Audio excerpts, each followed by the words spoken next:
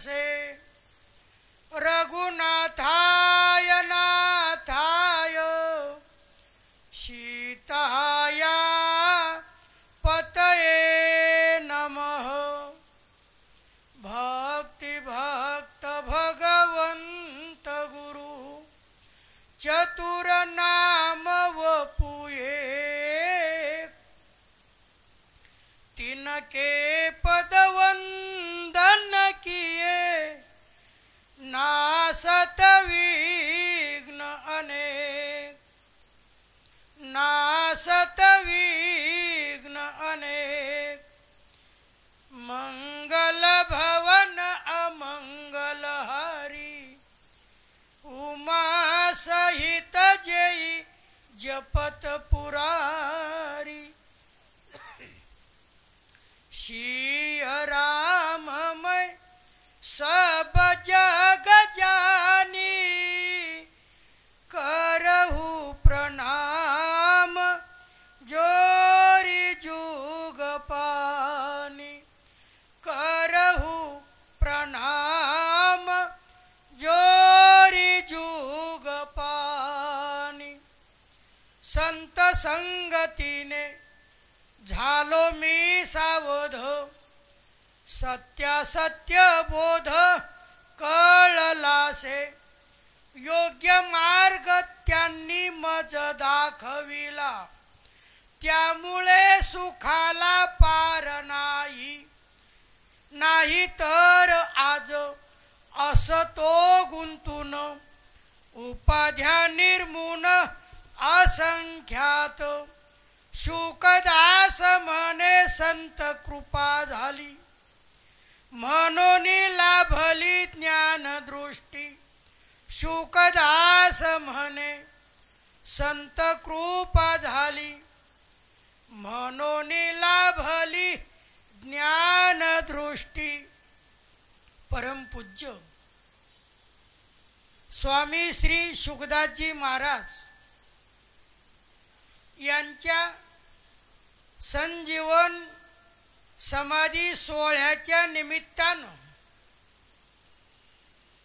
विवेकानंद आश्रमाद्वारा आयोजित या त्रिदिवसीय महोत्सवाच्या निमित्तानं विवेकानंद आश्रमाच्या संपूर्ण या परिवारानं हा उत्सव आयोजित केलेला आहे। नव्हे मी तर असं म्हणेल या सर्व महाराजांवर अटूट श्रद्धा असणारे जेवढे काही महाराजांचे अनुयायी भक्त प्रेमी या सर्वांच्या द्वारे या उत्सवाला आपापल्या परीनं सर्वजण हातभार लावत आहे। आणि त्यामध्येच मला विवेकानंद आश्रमाचे अध्यक्ष मालपाणी सरांच्या आज्ञेनं या प्रथम दिवसीय या पहिल्या सत्रातील प्रवचन रूपी सेवेचा हा लाभ मला प्राप्त झालेला आहे। आणि म्हणून कारण ज्यांचे गावी करावा वास त्याशी नसावे उदास। कारण महाराजांच्या वास्तव्यानं पवन पावन झालेली ही भूमी आणि त्यांच्या समाधी सोहळ्याच्या निमित्तानं खऱ्या अर्थानं त्यांचं पुण्यस्मरण हे जीवाचं कल्याण करणार आहे। आणि म्हणून सहज रूपाने महाराजांनी विरचित अनुभूती या ग्रंथातून आज मी 155 क्रमांकाच्या या अभंगाला सेवेसाठी निवडलेलं आहे।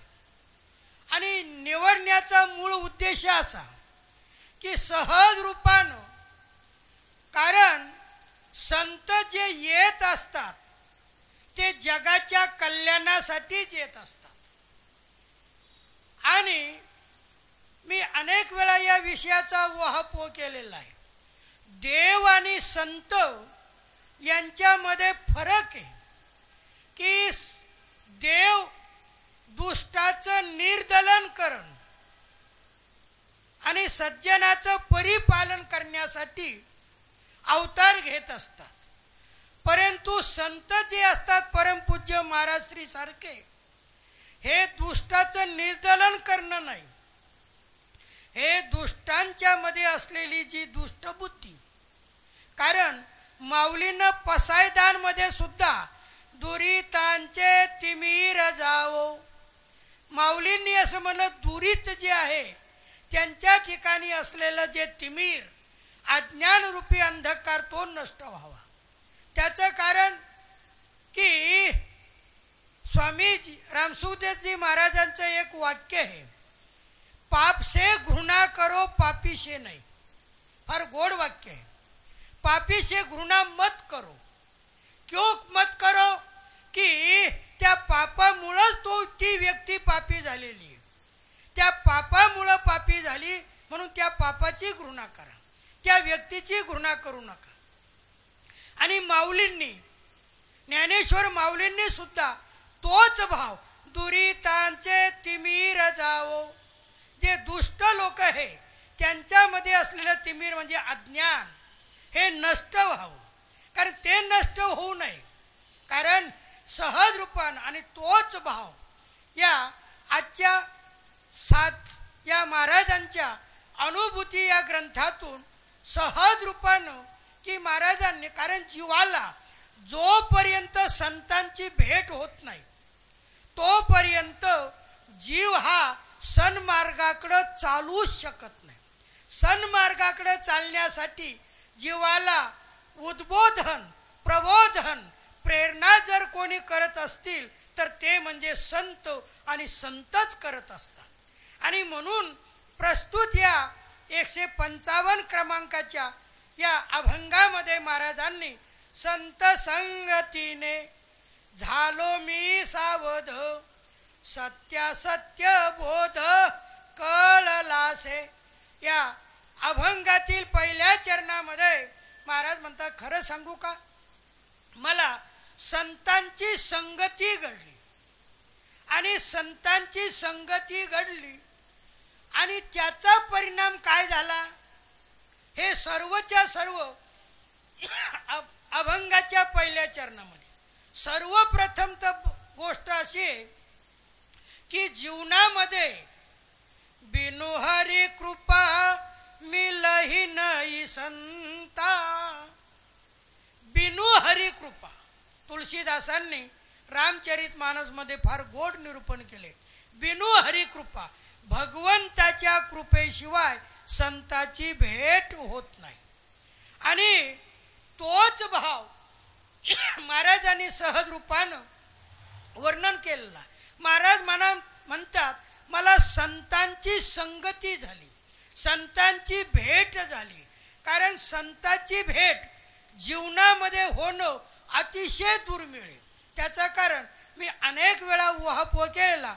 तात मिले पुनी मात मिले, सुत भ्रात मिले युवती सुखदाई, राज मिले गजबाज मिले, सब साज मिले मूर वांचित पायी, लोक मिले सुर लोक मिले, बर का, और वैकुंठ जाई, सुंदर और मिले सब सुख, पर संत समागम दुर्लभ भाई. संतांनी सुंदरदास नावाचे आई मिळेल, वडील मिळेल, तात मिले पुनी मात मिले, सुत भ्रात मिले, मुलगाही मिळेल, भाऊही मिळेल, युवती सुखदाई. आणि म्हणजे मुलगा मिळेल, भाऊ मिळेल, युवती सुखदाई. आणि सुख देणारी, शब्द पहा काय गोड वापरला, सुख देणारी पत्नीही मिळू शकेल.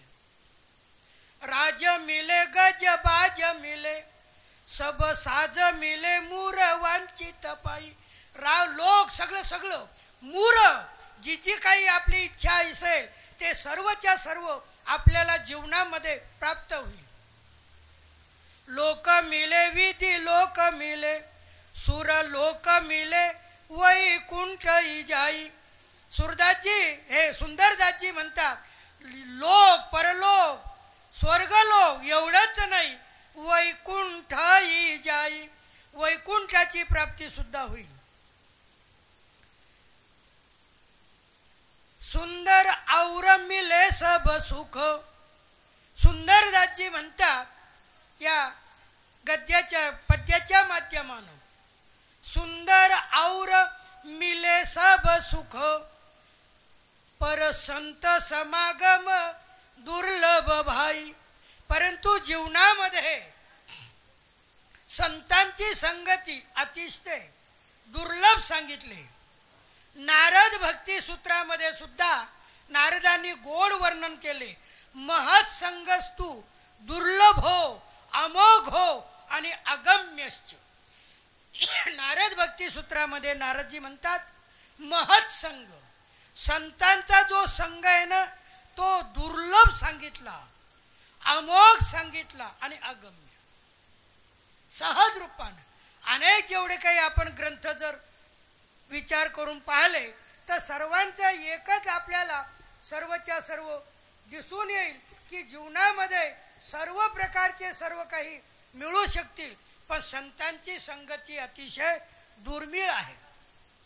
आणि अशा या संत संगती कारण की सहज रूपाने दुस्तरेन परम प्राप्य चिरात बरं का सहज रूपानं किंवा तुळशीदासांनी सतसंग और हरी कथा तुलसी दुर्लभ धोय.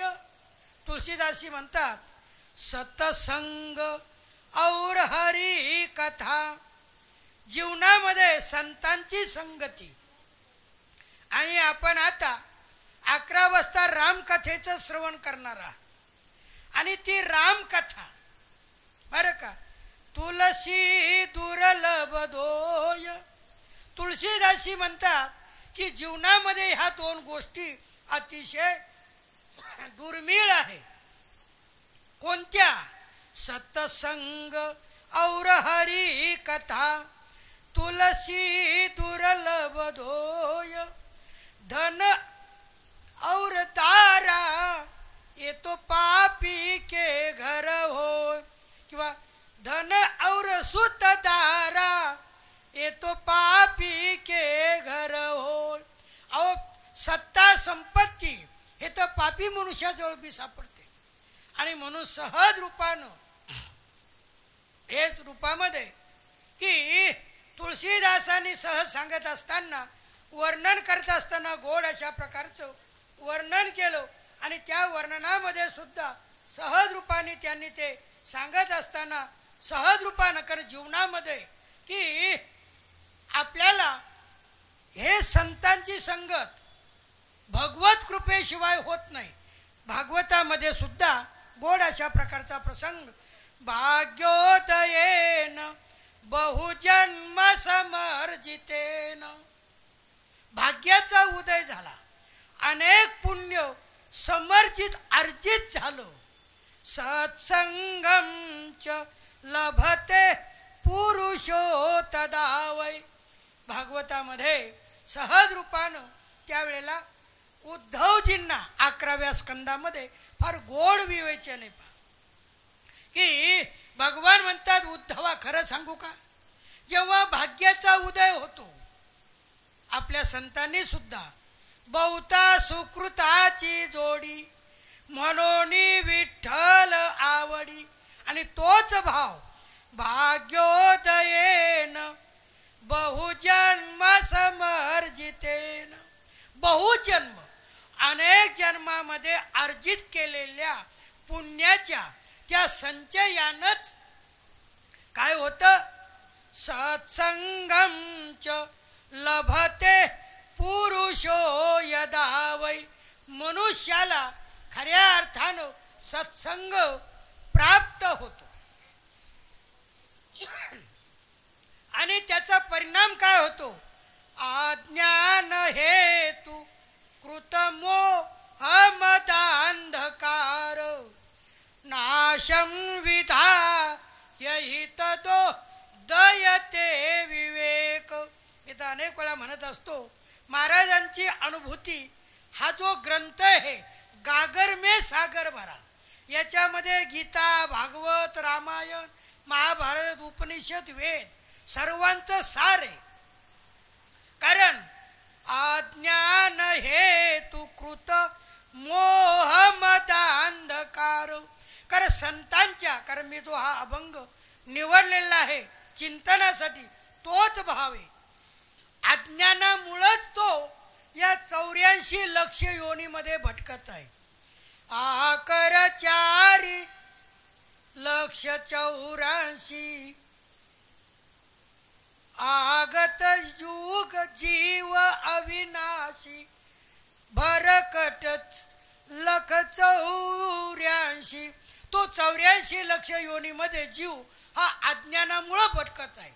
आणि म्हणूनच भगवंताने उद्धवाला उपदेश करताना सांगितलं, अज्ञान हेतू कृत. अज्ञानाचा हेतूच काय आहे? मोह मदा अंधकार. मोह रूपी हा जो मद, अज्ञान रूपी अंधकार हा अज्ञानामुळेच होतो. कारण जोपर्यंत अंतःकरणामध्ये ही असद वासना असते आणि जोपर्यंत असद वासना अंतःकरणात असते तोपर्यंत जीव हा आपल्या मूळ स्वरूपापासून भटकलेला असतो.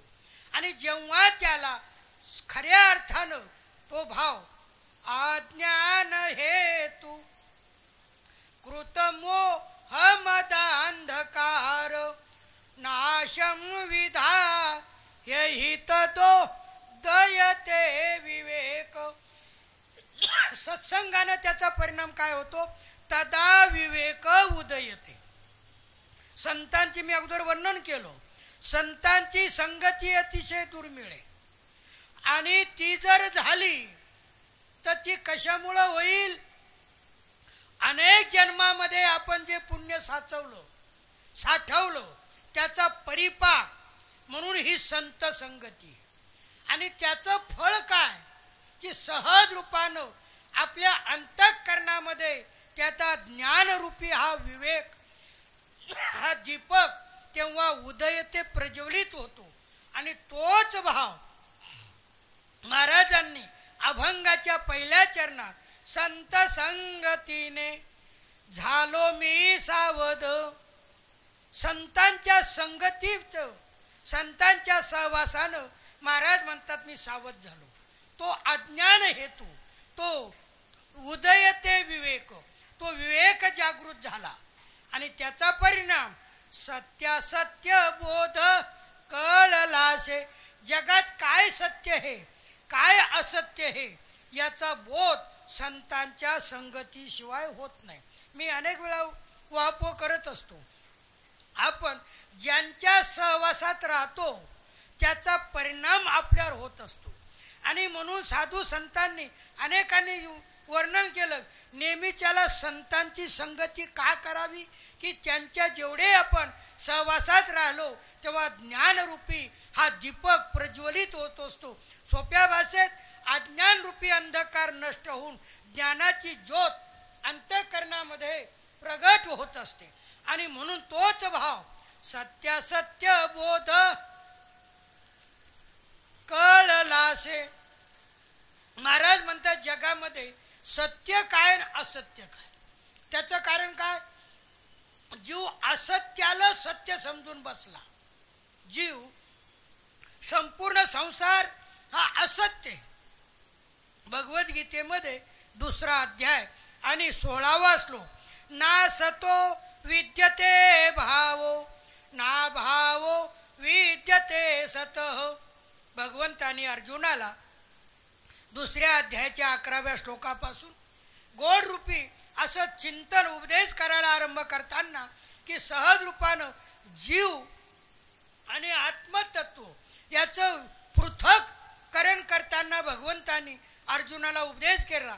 ना सतो विद्यते भाव, बरं का, सतः अभाव न विद्यते.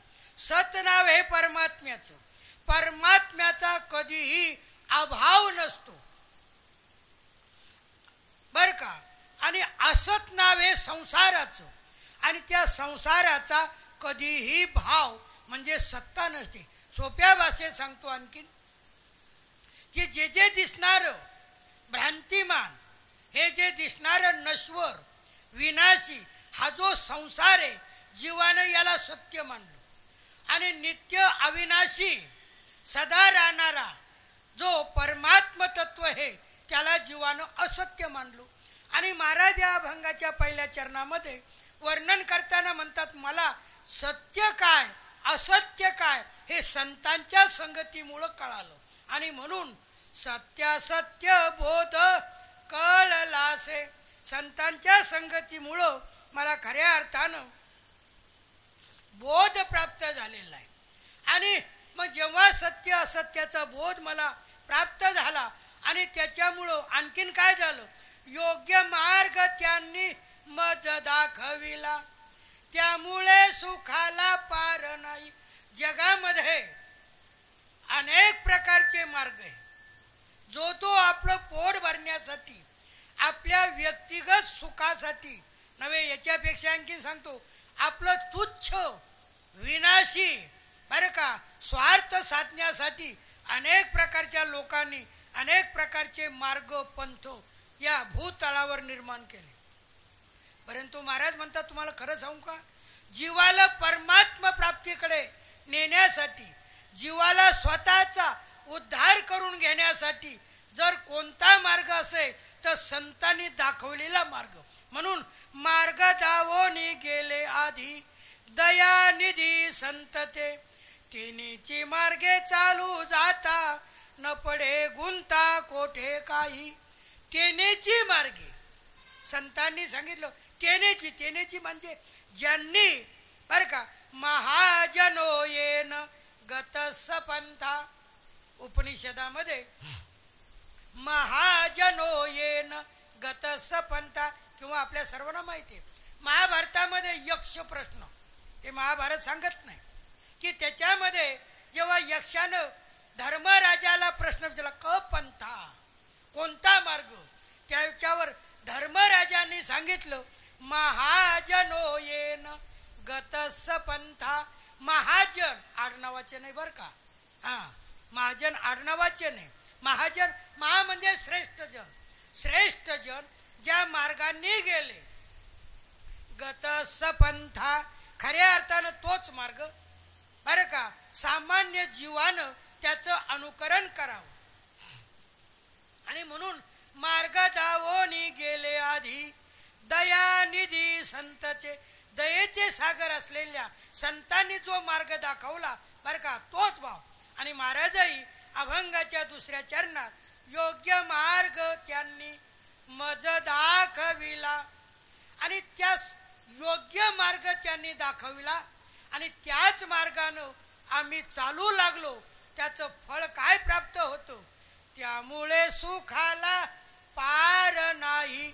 महाराज म्हणतात, संतांनी जो मार्ग दाखवला आपण त्या मार्गाने जर गेलो तर निश्चित रूपानं आपल्या सुखाला पार नाही. सुखाला पार नाही याचा अर्थ काय, की हे मनुष्य शरीर आपल्याला फक्त भगवत प्राप्तीसाठी मिळालेलं आहे, परंतु हे साधन आहे. मनुष्य शरीर हे साधन आहे, परंतु जीवानं या साधनालाच साध्य मानलं, आणि या साधनाला साध्य मानल्यामुळं जीव हा मूळ ध्येयापासून बरकटला. आणि म्हणून महाराज म्हणतात खऱ्या अर्थानं की साधन धाम मोक्ष कर द्वारा.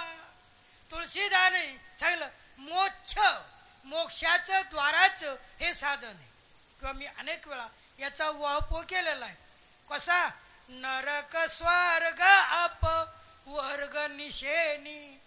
मनुष्य शरीर जे आहे, तुम्हाला स्वर्गाला जायचं तर त्याची ही शिडी आहे, नरकाला जायचं याच्यावरच चढून तुम्हाला नरकालाही जायचं. आणि अपवर्ग म्हणजे मोक्ष. तुम्हाला मोक्ष प्राप्त करायचा त्याच्यासाठी सुद्धा ही शिडी.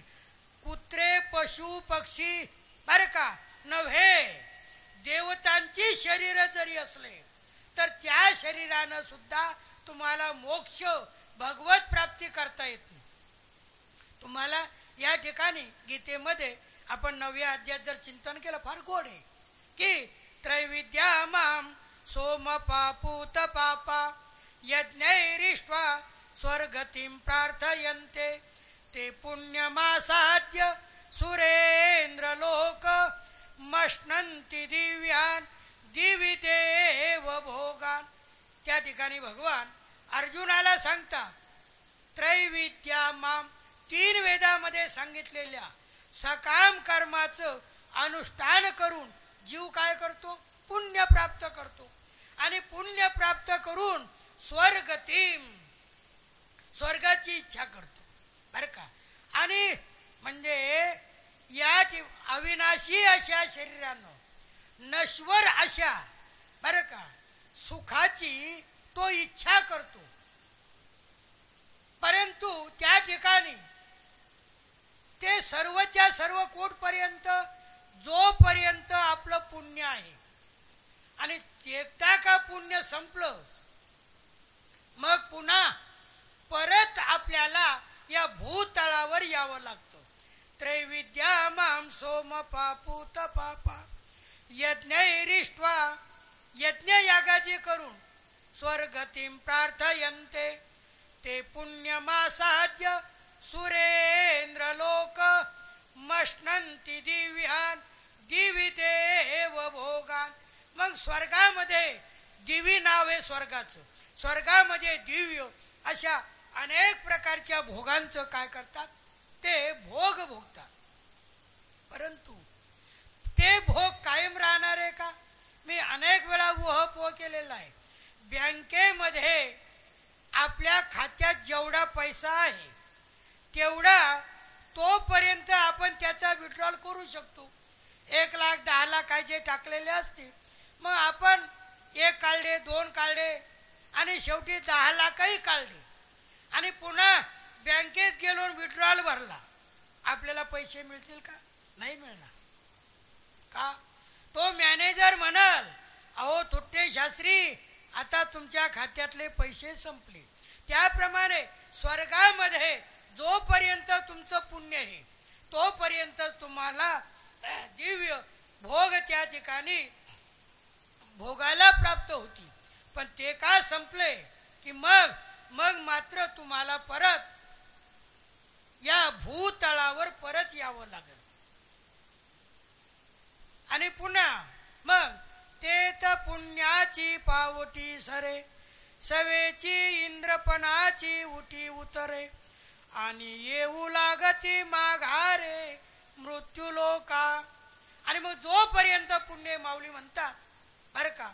या 21व्या श्लोकाचं चिंतन करताना माऊलीने फार गोड निरूपण केलं आणि सहज रूपानं मग ते सर्व पुण्य आपलं संपलं नष्ट झालं की मग पुन्हा आपल्याला काय करावं लागतं? या भूतळावर यावं लागतं. आणि त्याप्रमाणे मग कितीही पुण्य करा हे सर्व उहापोह का केला की अविनाशी असलेला हा जो जीव आहे हा परमात्म्याचा अंश आहे. पण परमात्म्याचा अंश असून विनाशी या भोगाच्या इच्छेनं नश्वर संसाराची कामना करून बरं का भोगाची इच्छा करतो आणि स्वर्गाची इच्छा करतो.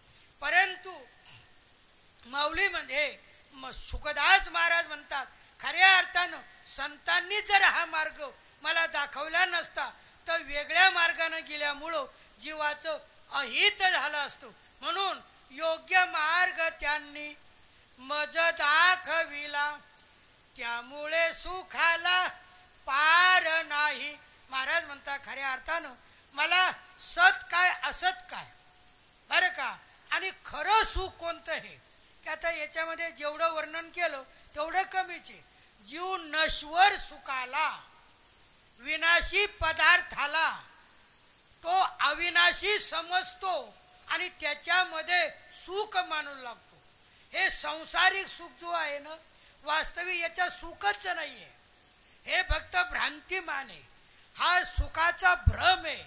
अनेक वेळा कीर्तनामध्ये उदाहरण देतात.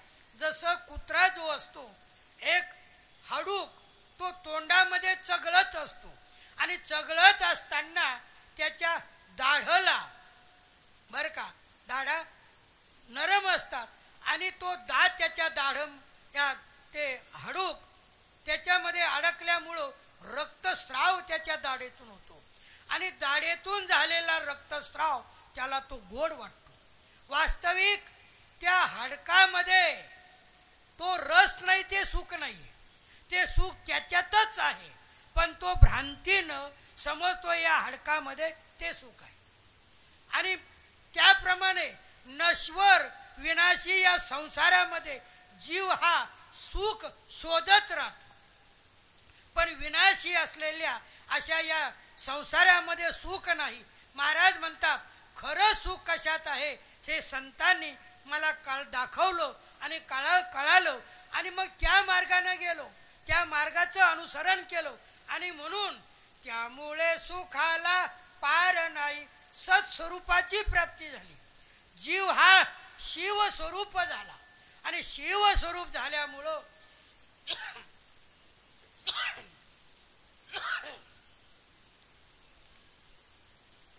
त्याच्यामुळं मूळ स्वरूपाला प्राप्त झाल्यामुळं मग आता जसं भगवद्गीतेमध्ये 6वा अध्याय मालपाणी सर आणि 30वा श्लोक, यम लब्ध्वा चा परम लाभम मन्यते नाधिकम ततः. भगवंतानी गीतेमध्ये अर्जुनाला सांगत असताना यम अपरम लाभम लब्ध, जो लाभ प्राप्त झाला असता मग अनेक जीवनामध्ये कितीही बाकीचे लाभ प्राप्त झाले तर त्याला त्याच्यापेक्षा सर्वोच्च लाभ कोणता आहे? भगवत प्राप्ती, मोक्ष. आणि तो मोक्ष प्राप्त झाला, जीव हा शिवस्वरूप झाला, मग त्याला पुन्हा जीवनामध्ये काहीही प्राप्त करायचं राहत नाही. आणि महाराजही या अभंगाच्या 2ऱ्या चरणामध्ये वर्णन करताना म्हणतात की मला ते खरं सुख प्राप्त झालं, मला तो बोध प्राप्त झाला, सत्य असत्य काय हे मला कळालं आणि ते कळाल्यामुळं आता या नश्वर या पदार्थामध्ये माझी आसक्ती राहिली नाही, मला खऱ्या सुखाची प्राप्ती झाली. आणि तोच भाव या ठिकाणी त्यामुळे सुखाला पार नाही. महाराज म्हणतात खऱ्या अर्थानं मला सुखाला पार नाही, कारण ते सुख तोच भाव आहे मला पाहिजे कोणता? यम लब्ध्वा चा परम लाभम मन्यते ना अधिकम तत अधिकम न. ती भगवत स्वरूपाची प्राप्ती झाली त्यानंतर पुन्हा जीवनामध्ये काहीही प्राप्त करायचं बाकी राहत नाही. तो सर्वश्रेष्ठ लाभ आणि तोच भाव या ठिकाणी सहज रूपामध्ये जीव हा स्वरूपाला मिळाला. मी अनेक वेळा उदाहरण देत असतो की गंगा यमुना या जेवढ्या काही नद्या आहेत यांचं खरं प्राप्तव्य स्थान काय? समुद्र. यांचं गंतव्य स्थान काय? समुद्र. मग एकदा काय या नद्या समुद्राला प्राप्त झाल्या मग पुन्हा काही प्राप्त करण्याचं त्यांना बाकी राहतं का? ते कृतकृत्य झाले, धन्य धन्य झाले, म्हणजे त्या मूळ सुखाला ते प्राप्त झाले. आणि तोच भाव त्यामुळे सुखाला पार नाही. महाराज अभंगाच्या 2ऱ्या चरणामध्ये सांगतात खऱ्या अर्थानं मला तो बोध झाला, सत्य असत्य कळालं आणि मग त्या परम सुखाची मला प्राप्ती झाली.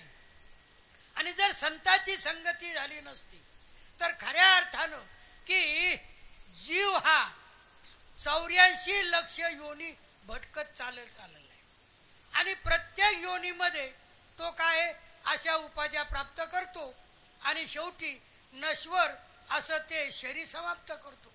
आणि तोच भाव या ठिकाणी नाही तर आज असं तो गुंतून उपाध्या निर्मून असंख्यात. महाराज म्हणतात की सामान्य जीव सुद्धा बरं का जर भगवत प्राप्ती संतांची संगती जीवनामध्ये झाली नसती तर खऱ्या अर्थानं सहज रूपानं मी अनेक वेळा या विषयाचा उहापोह केलेला आहे की महाराजांनी अंतिम बरं का जेव्हा रामनवमीच्या दिवशी आपलं हे नश्वर पंचमहाभूताचं शरीर या भूतळावर ठेवायचं होतं त्यावेळेला महाराजांनी कोणत्याही प्रकारचा मनामध्ये विचार नाही केला की या आश्रमाचं कसं होईल, हे मी उभं केलेलं हे सर्व याचं कसं होईल, काहीच नाही.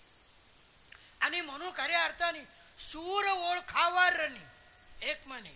तुम्हाला योद्धा ओळखायचा शिरसाट तर तो युद्धामध्ये ओळखावा आणि साधू ओळखायचा असेल तो मरणी मृत्यूच्या वेळेला खऱ्या अर्थानं साधूची ओळख असते.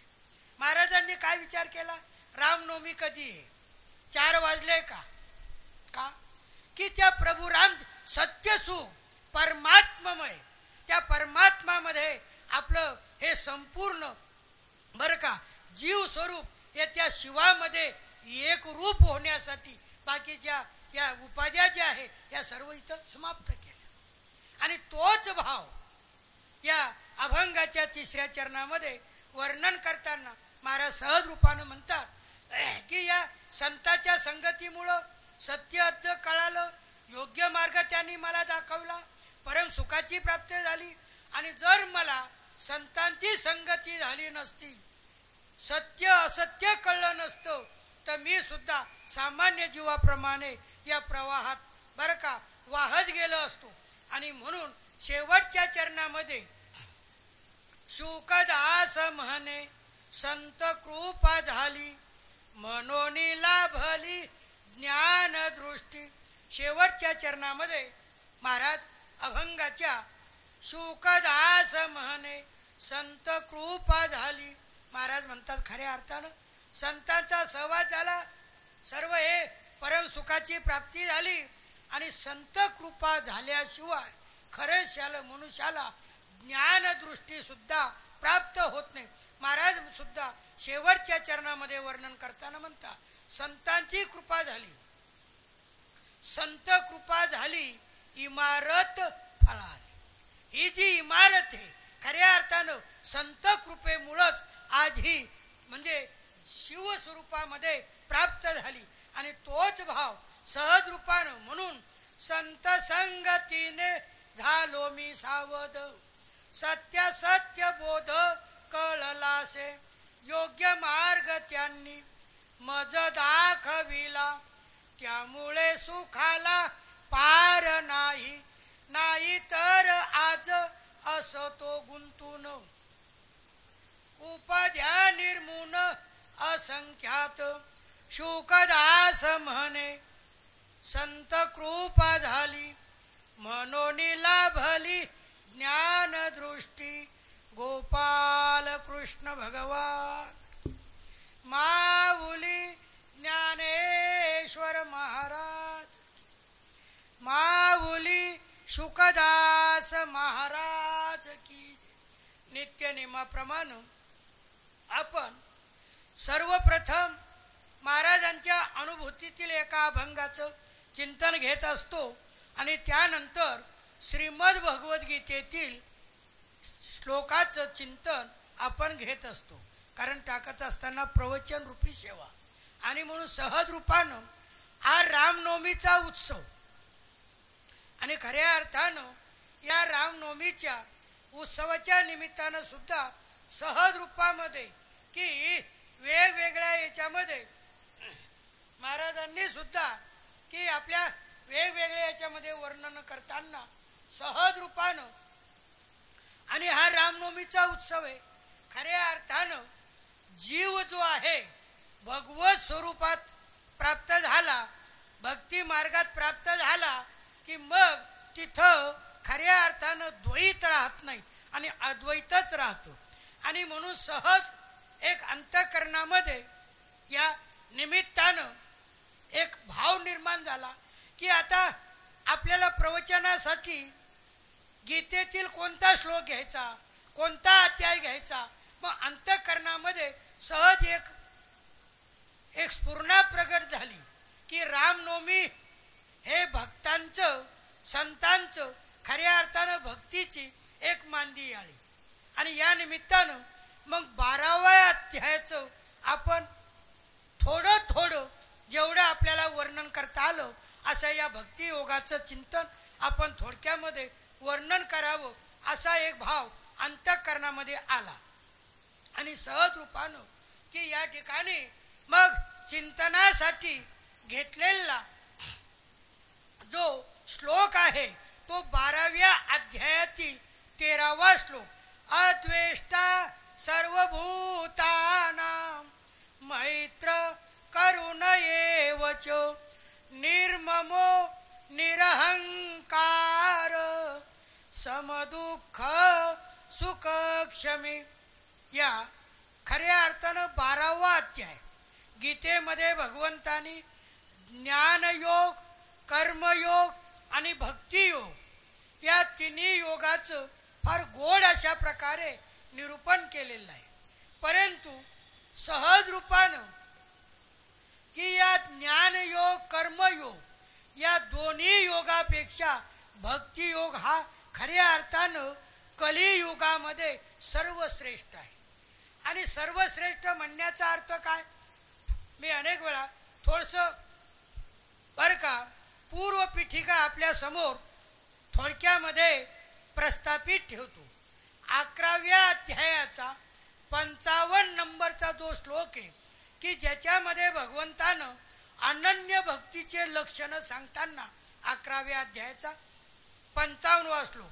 मत कर्म कृन मत परमो मद भक्त संगवर्जित निर्वैर सर्वभूतेषु यस् मामेति पांडव.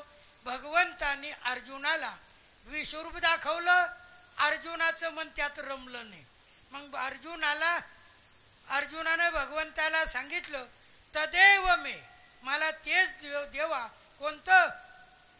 सशंक चक्रम सकिरीट कुंडलम सपीत वस्त्रम सरसीरुहेक्षणम सहारवक्ष स्थल कौस्तुभ श्रियम नमामि विष्णु शिरसा चतुर्भुजम. हे भगवन, मला ते चतुर्भुज अशा प्रकारचं तेच रूप जे आहे आपण मला तेच रूप दाखवा. कोणतं चतुर्रूप? मग भगवंतानं ते रूप दाखवलं. आणि ते दाखवल्यानंतर भगवंताने अर्जुनाला सांगितलं, अर्जुना न वेद यज्ञात ध्यानैर न दानैर. बरं का की हे जे रूप आहे वेद यज्ञ ध्यान तप यानं हे प्राप्त होऊ शकत नाही. मग ते कशानं? मग भक्त्या त्वनन्यया शक्य, अनन्य भक्तीनं ते प्राप्त होऊ शकतो. मग ती अनन्य भक्ती कोणती?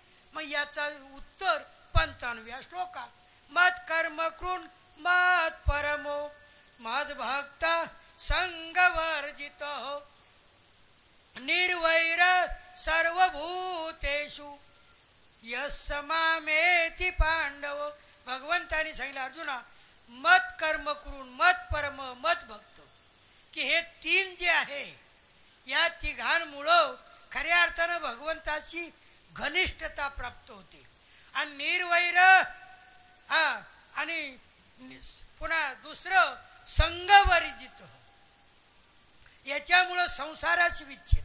हे अनन्य भक्तीचे लक्षणं सांगितले. आता अर्जुनानं शेवटच्या 55व्या श्लोकामध्ये हे सर्व चिंतन श्रवण केलं. आणि मग अर्जुनाच्या मनात शंका निर्माण झाली. सहज रूपानं शंका कोणती निर्माण झाली की भगवान म्हणतात की अनन्य भक्ती या भक्तीनं मी खऱ्या अर्थानं प्राप्त होतो. मग अर्जुनाच्या अंतःकरणामध्ये सहज शंका निर्माण झाली की भगवान बऱ्याच ठिकाणी निर्गुणाची उपासना करायला सांगतात, सगुणाची उपासना करायला सांगतात. आणि मग हे सांगत असतानाच मग या 11व्या अध्यायाच्या शेवटच्या श्लोकातूनच 12व्या अध्यायाची उत्पत्ती खऱ्या अर्थानं प्रारंभ म्हणजे त्याचा निर्माण म्हणजे तो प्राप्त झालेला आहे. आणि त्या ठिकाणी अर्जुनानं सहज रूपानं भगवंताला प्रश्न केला. कोणता? की सगुणाची उपासना करणारा आणि निर्गुणाची उपासना करणारा या दोन्हीमध्ये एवं सतत युक्ताये भक्तास्त्वां पर्युपासते. बर का, सतत युक्ता नित्ययुक्ता, नित्ययुक्त असून सतत जे तुमची उपासना करता आणि जे अव्यक्त निराकाराची उपासना करता ते श्याम के योगवित्तमाः. त्या दोन भक्तामध्ये अर्जुनाने भगवंताला प्रश्न निर्माण केला की देवा, सगुणाची उपासना करणारा भक्त श्रेष्ठ आहे का निर्गुणाची भक्ती करणारा तो भक्त श्रेष्ठ आहे? सहज प्रश्न निर्माण झाला. पण ते सांगत असताना नित्ययुक्ता दुसऱ्या श्लोकामध्ये मय्या वेशमनो ये माम नित्ययुक्ता उपासते. बरं का, श्रद्धयो परयोपेता परया श्रद्धया उपेता. अतिशय श्रेष्ठ मन माझ्यामध्ये लावून तो सगुण रूपाची उपासना करतो. भगवान म्हणतात अर्जुना, तो भक्त मला खऱ्या अर्थानं श्रेष्ठ वाटतो. मग आता प्रश्न निर्माण झाला, मग तो सगुणाची उपासना करणारा भक्त श्रेष्ठ आहे, मग निर्गुणाची उपासना करणारा भक्त श्रेष्ठ नाही का? मग त्याच्यासाठी भगवंतानं 12व्या अध्यायाचा 3रा आणि 4था श्लोक सहज रूपानं ते सांगत असताना की भगवंतानी सांगितलं अर्जुना की अव्यक्तम निर्गुण निराकाराची उपासना करणारा तो भक्त तेपी मामेव प्राप्नुवंती. इथं भगवंतानी सांगितलं निर्गुणाची उपासना करणारा तो भक्त मामेव, तो मला प्राप्त होतो. परंतु सगुण भक्त श्रेष्ठ सांगितला, निर्गुण भक्त मला प्राप्त होतो, दुईतलं अंतर. परंतु निर्गुणाची उपासना करणारा मला प्राप्त होतो, सगुणाची उपासना मला प्राप्त होतो. पण सगुणाची उपासना करणारा निर्गुणाची उपासना करणाऱ्यापेक्षा तो श्रेष्ठ आहे. आता तो श्रेष्ठ काय आहे त्याचं उत्तर भगवंतानी 12व्या अध्यायाच्या 5व्या श्लोकामध्ये सांगितलं. कारण का, क्लेशो धिकतरस्तेषा मव्यक्ता सक्त चेतसा अव्यक्ता हि गतीर दुःखम देहवत भिरवाप्यते. भगवंतानी पूर्ण याचं निचोड सांगितलं 5व्या श्लोकात. अर्जुना, खरं सांगू का की तेषु क्लेश अधिकतर. संस्कृतमध्ये तरप आणि तमप प्रत्यय दोघांमध्ये विशेषता सांगायची तिथं तरप प्रत्यय असतो, अनेकामध्ये विशेषता सांगायची तिथं तमप प्रत्यय असतो. 1975 मध्ये गिरेसर ऋषिकेशला शिकलेलो आहे बरं का, गंगेच्या काठावर तरप तमप प्रत्यय. असो, मूळ विषयाकडे येतो. मग सगुण आणि निर्गुण या दोघांमध्ये विशेषता सांगायची. मग भगवान म्हणतात अर्जुना की यामध्ये अव्यक्तामध्ये क्लेश अधिकतर. अव्यक्ताची उपासना करणं ते मामेव प्राप्नुवंती. अर्जुना, तो भक्त मला प्राप्त होतो, पण त्याच्यामध्ये क्लेश, त्या निर्गुणाची उपासना करण्यामध्ये क्लेश म्हणजे दुःख आहे, त्रास अधिक आहे. आता तो त्रास का अधिक आहे, ते कष्ट अधिक काय आहे म्हणे देहवत भिरवाप्यते. कधी कधी खरं सांगू की गीतेचा कोणत्या अध्याय घ्या मला परिसर एकदा चिंतन करायला लागलं का नाही असं वाटतं त्यातून निघूच नाही. प्रत्येक श्लोकामध्ये मला तर कधी कधी असं वाटतं हा श्लोक घ्याव का, हा घ्याव का. पण मनात अंतकरणात भावाला रामनवमी आहे ना, मग भक्तियोगाचं चिंतन जेवढं आपल्याकडून झालं तेवढं करायचं सहज रूपानं. आणि ते करत असताना आपण ते पूर्व